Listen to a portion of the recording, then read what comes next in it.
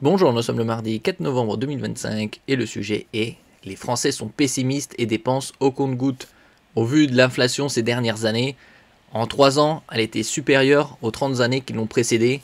En moyenne dans l'alimentaire, c'était une augmentation de 20 à 25%. Français broient du noir, les ménages consomment moins qu'ailleurs en Europe, rendus frileux par l'incertitude politique qui bride ce moteur essentiel de l'économie, déjà ébranlé par la pandémie et le choc inflationniste. Bon, il y a la consommation et il y a aussi la production.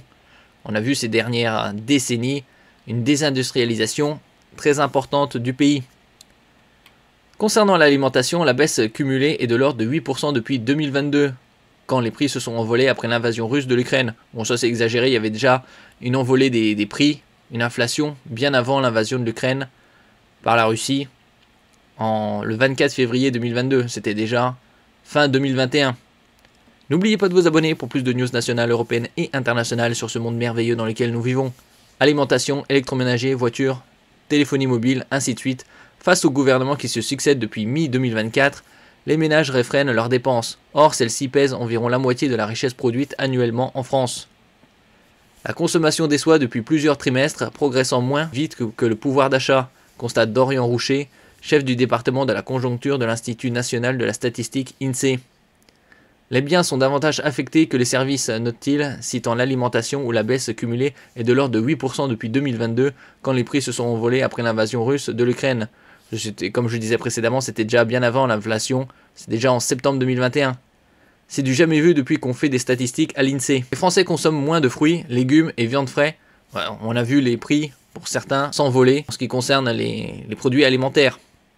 Jugés plus chers et davantage d'œufs, pâtes ou plats préparés. En ce qui concerne le prix des pâtes, elles se sont également envolées. On pouvait voir dans les années 2020, début des années 2020, le prix des pâtes au premier prix aux alentours de 80 centimes le kilogramme. Là actuellement c'est 1,25 €, 1,30 €. Les achats textiles souffrent aussi, ou l'automobile du fait d'un attentisme technologique. Si ce phénomène est observé depuis la crise sanitaire, magasins et restaurants étaient fermés. Puis la crise inflationniste, la dissolution de l'Assemblée nationale en juin 2024 a causé une nouvelle commotion. Pourquoi avoir dissolu l'Assemblée nationale alors que c'était un vote concernant l'Union européenne? C'était en juin 2024. Les Français broient du noir relativement à leurs voisins. Ils sont beaucoup plus pessimistes, souligne Dorian Roucher. Taux d'épargne record, une perception pourtant déconnectée de la réalité. Salaire en hausse, résistance du marché du travail, ainsi de suite. C'est psychologique, relève Maxime Darmé, économiste chez Allianz Trade.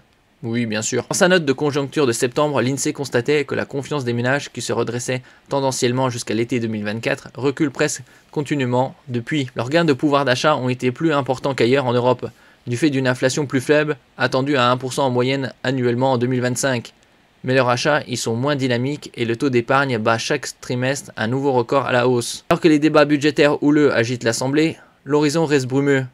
Ce climat d'incertitude a pu être accentué par des tensions commerciales et géopolitiques à l'international. La consommation des ménages ralentirait à plus 0,5% cette année, après plus 1% en 2024, contre 0,8% et plus 2,5% pour le pouvoir d'achat, selon l'Institut statistique. En conséquence, le taux d'épargne, la part non consommée du revenu, augmenterait encore, contrairement aux autres pays européens.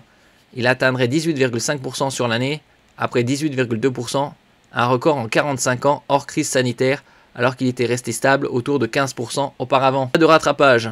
Selon Dorian Roucher, la hausse du taux d'épargne a été portée par moitié par celle des revenus du patrimoine, assurance vie, livret, ainsi de suite, sur fond de taux d'intérêt en hausse. Les prestations sociales ont aussi été indexées sur une inflation forte. Ainsi, en 2024, les 2 tiers de la hausse du taux d'épargne avaient été alimentés par les retraités qui ont épargné leurs pensions révalorisées. Pour l'autre moitié, il y a une espèce de pessimisme spécifique en France depuis l'été 2024 qui ne cesse de s'empirer, lié à un effet incertitude, développe le statisticien. Cette parcimonie bride la croissance, la privant notamment de recettes supplémentaires comme la TVA. Au troisième trimestre, la croissance française a surpris positivement, on avait vu ça précédemment, plus 0,5%, mais la consommation des ménages a progressé plus timidement de 0,1% comme au deuxième trimestre. Aucun redémarrage marqué n'est attendu d'ici la fin de l'année. Leurs investissements ont reculé de 0,4% sur la période, surtout dans le logement neuf. Il manque cet ingrédient-là pour que la croissance s'établisse sur des bases solides, estime Maxime Darmé. Stéphane Colliac, économiste de BNP Paribas, ne croit pas à un retour à la tendance d'avant Covid. De toute façon, ils avaient dit à l'époque qu'il n'y aura pas de retour en arrière. Le taux d'épargne refluerait autour de 17% fin 2027 et la consommation augmenterait de 1% annuellement, pas 1,5% en moyenne comme avant. Il exclut un effet de rattrapage, le taux d'épargne élevé n'est pas une réserve d'argent qu'on consommera plus tard. Outre des effets démographiques, certains changements de comportement semblent pérennes. Moindre consommation d'énergie par des Français sensibilisés à la sobriété depuis la flambée des prix, appétit croissant pour la restauration à emporter, motivation écologique. Merci pour votre écoute et à la prochaine.